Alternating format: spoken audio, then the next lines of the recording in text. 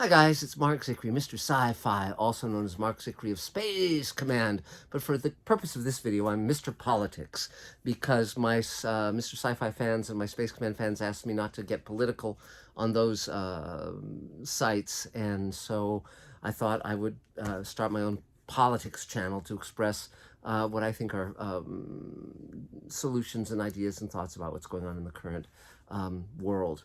So this is my video on how to fix everything, because I see a lot of bad things happening, but the solutions that people are going to are not the ones that I would think would be most effective. So basically, let me put it like this.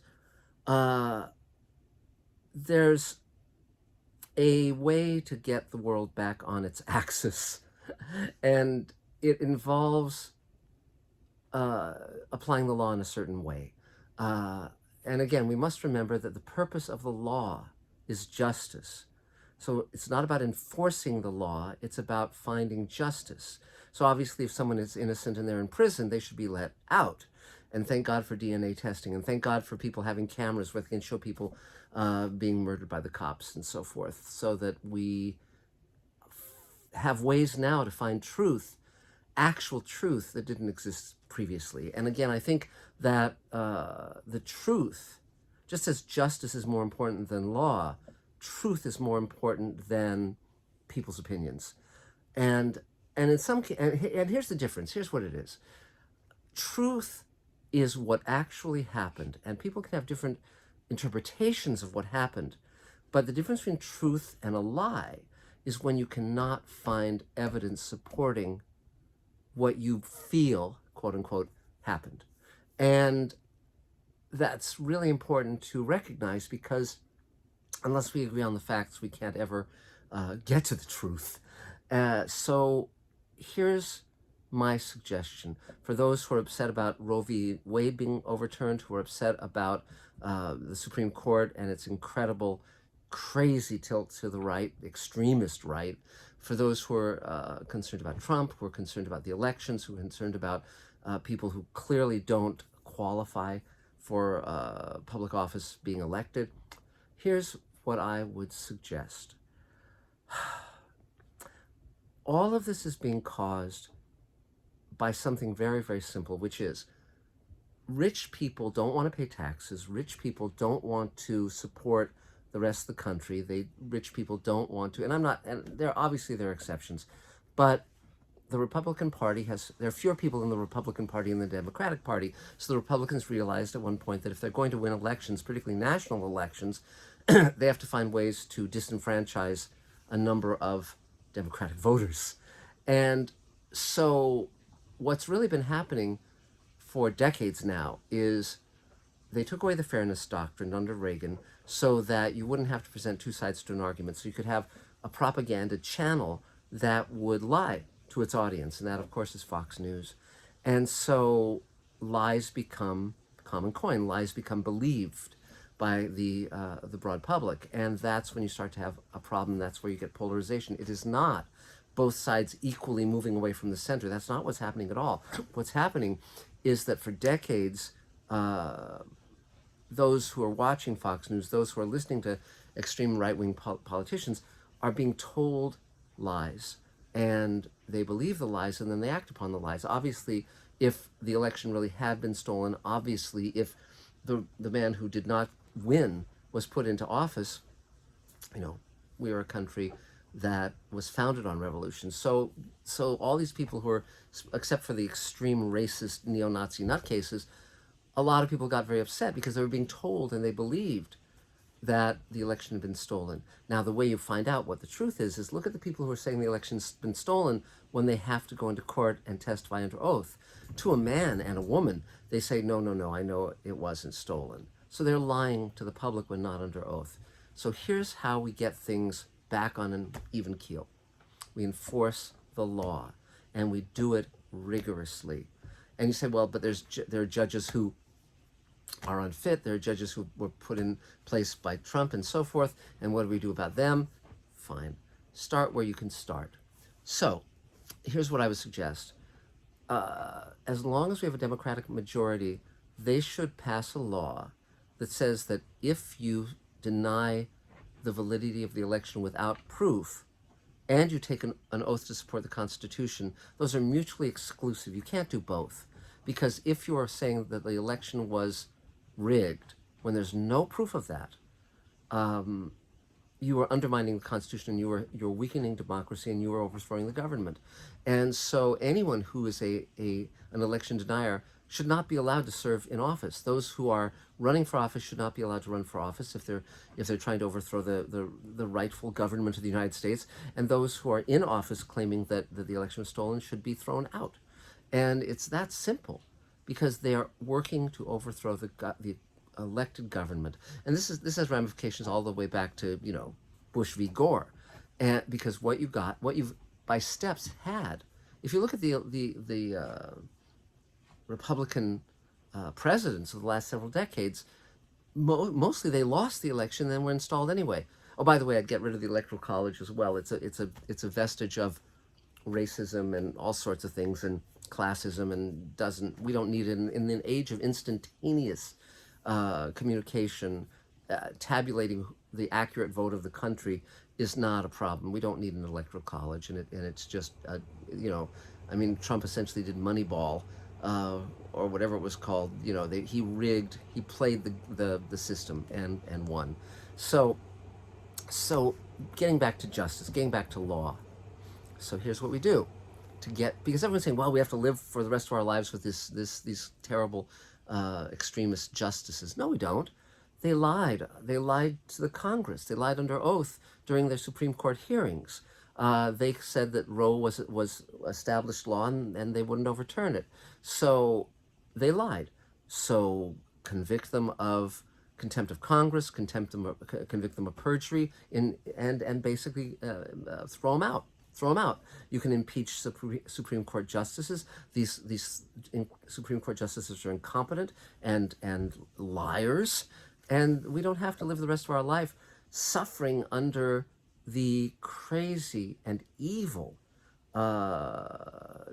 decisions they're handing down, because these are the decisions that harm the American public. They want to take away gay marriage. They want to take away birth control. They want to. I mean, we need to. The way you uphold democracy is with justice, and the way you achieve justice is by punishing those who lie and cheat and steal, and who are corrupting the very fabric of this country. So we indict, we impeach those Supreme Court justices. The moment the Republicans refuse to even have hearings on Merrick Garland, that things have gone totally out the window. It's not appropriate for people to be elected whose sole job is to stop government from functioning. This is, again, not living up to the oath that they take to uphold the Constitution of the United States. So I think we need to really be rigorous. So let's talk about Donald Trump. He, of course, needs to be indicted. He, of course, needs to be convicted. I doubt if there was a single day that he was in office that he didn't commit some felony or multiple felonies. I mean, look at the thing with Ukraine. He tried to shake down the Ukrainian government, withhold $500 million. Did this give Putin the incentive to invade the country? I don't know, but I'd say it's probable, because he saw that America was weak.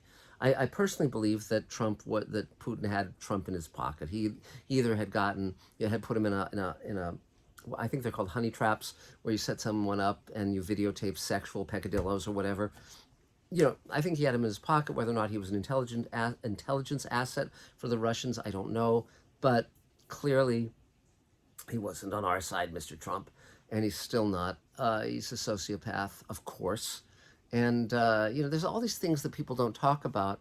The fact that Trump is a racist. And if you look at his family history, it's a history of really shady people and racists and so forth. And, and these Supreme Court justices, one can look at their backgrounds and their histories, and, they are dogmatists, they are ideologues, they are not fit to be in those positions. So we convict Trump, we impeach those justices, We don't allow anyone to run for office who is lying to the American public about the validity of the elections. Now, that's not the same as if an election is stolen, if there's something that's going on that's hinky, ballot boxes being stuffed, whatever, then exercise justice, exercise vigilance. But this whole thing of armed men at ballot boxes and so forth, this is, this, or, political police. When you see the morality police in Iran, you see how authority can be misused. And that's what's happening in a lot of places. And again, it's very important that we language things correctly. There is no such thing as voter fraud on a grand scale. It's a myth. And the people who are claiming it they have their eyes open. They're not fools. They are using that as code for voter suppression. And it is an ugly, evil thing, and it must not be tolerated at all. Because, look, here's the way to know what's on the up and up and what's not. Everyone in this country should be treated the same. Rich, poor, black, white, anything. Refugees, anyone. They wake up and they look in the mirror and they are treated the same as everyone else, which means they shouldn't be killed by the police. They shouldn't be given a hard time. They shouldn't be intimidated from voting. They should basically be treated like, for instance, when Elaine and I went to vote, we filled out our ballots. We walked over to the ballot box a block away, dropped it in the ballot box, and if we'd wanted to vote on voting day, we would have gone to our voting precinct, and we would have voted, and it would have taken about 15 minutes. The fact that anyone has to stand in line for 6 hours is unconscionable, racist, evil. And also the fact that they pass laws so people can't give them water, can't give them food. Again, wrong. It's wrong. So people should have a fair shake. They should just have a fair shake. And so here's my thought about all of this. If we impeach the judges, throw Trump in jail, pass a law that those who are actively lying to the American public to undermine democracy, to undermine elections, are not fit to serve because they are in violation of their constitutional oath, their oath to support, to protect the Constitution of the United States. And the Constitution of the United States, people get lost in all this verbiage. They're taking an oath to protect the people of the United States, to protect the people from any anti-democratic process. And so if they're serving an anti-democratic process, they should not be allowed to run for office, period. Obviously, people who get out of prison should be allowed to vote, obviously. Well, and again, let's get into this because I find it very interesting. And again, it's really useful to study history. It's really useful to look at the facts. And when people say, well, you should get over slavery, it was 400 years ago or 150 years ago or whatever, they're not understanding what the history of slavery is. As soon as slavery was made illegal in the United States, those who were in favor of slavery did everything they could to reintroduce its strictures. The one loophole in the Constitution was that you could be a slave if you were in prison. It basically said that was the one exception. So in the South, work farms to basically have slave labor, so you convict people of trumped up charges, you give them insanely long sentences, they're functioning as slaves. You've got work gangs, you've got men on a horse with shotguns ruling over them, you've got chain gangs, all of that stuff. And that was an attempt to have slavery without calling it slavery. Additionally, when you had poll taxes, when you had the system rigged, and also, of course, when any time that black people had a leg up, they were thriving, those towns were wiped out, such as Tulsa, the famous Tulsa massacre. And again, we have to not call these things riots. We have to call them massacres. We have to look at the history of these things. And now, if you're a black person in this country, you're getting shot by the cops. You're getting your vote taken away. And also, if a felon comes out and he's got fines, he shouldn't have his vote taken away until he pays his fines. That's a pay to play. You have to pay to vote. That's not appropriate. That's not right. And so again, we have to look at the way to have free and fair elections, to have the law serve justice, to basically see that we are all Americans and all on an equal footing. Some people may be afraid that the minorities are going to take over, the foreigners are going to take over. It's nonsense. I love the fact that in America, you can look at anybody and they can be an American. You can look at a white person, a black person, a Muslim, a Jew, Catholic, anything, agnostic, atheist. Americans. It's not like where you go to Scandinavia and all those blonde people are Scandinavian, and if someone's black, well, they arrived later or whatever. America, the poem on the base of the Statue of Liberty is the America that I want to live in, that I prefer to live in, and it's as real as the ugly, evil one. Oh, also, let's talk about gun control for a minute. Again, if a huge majority of the population are in favor of sane gun controls, you have to be registered to be a driver. You absolutely should be registered to be a gun owner. You absolutely should not be allowed to have a gun if you're crazy, or if you're it's like common sense. You know, they say, well, people should be able to own AR-15s or Uzis or whatever. It's like, no, people aren't allowed to own missile launchers. They're not allowed to own fully functional tanks, landmines. It's like, no. The Second Amendment says a well-regulated militia. That's what it's talking about. And well-regulated means you have regulations. So regulating guns, they're not going to take your guns away unless you have Uzis, but the balance of sanity needs to prevail. We need good stewards in politics, and we need good stewards in our life. And oh, by the way, there shouldn't be anonymous donors to campaigns. All these PACs and all that. There should be laws that say this is who gave the money and this is why they gave the money. And corporations should not be allowed to rule America. Corporations are not people. They are cancers that essentially preserve themselves at the cost of humanity. Oh, and also, okay, here we go, global warming. Here's another way to solve global warming. Let's say Nixon declared a war on drugs. We're not going to get into the justification of that or reasons for it.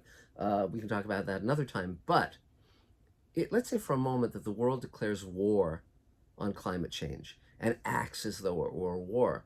Let's say for a moment that instead of putting out new cars every year, gas cars, petroleum cars, the president said, okay, in World War II, we stopped selling new cars and we basically started building bombers and tanks and all of that because we were at war. Our existence was threatened. So if they instead started putting out free cars, electric cars, or converting gas cars to electric, and basically turned all of our factories, our manufacturing factories, our car factories to that, in a matter of a very few years, everyone could have electric cars, and that would turn things around. We have to understand that oil is the enemy, just like cancer is caused by cigarettes. It's like you cannot keep imbibing this poison and not get sick and die, and so we have to treat it like there's a fire raging, and there are fires raging now, and there are hurricanes and twisters and all of that stuff, and we're ingrained to believe that, oh, well, it's just weather, it's disasters. We have to take responsibility. We have to grow up as a species, and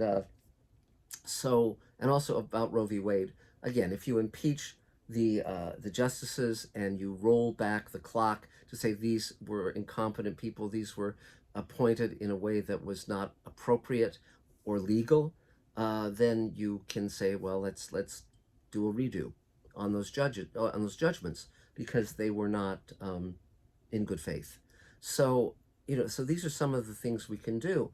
Obviously many people are going to disagree with me, but the lovely thing about America, the thing I love about it, is when it works, we vote for people and they win if they get the most votes.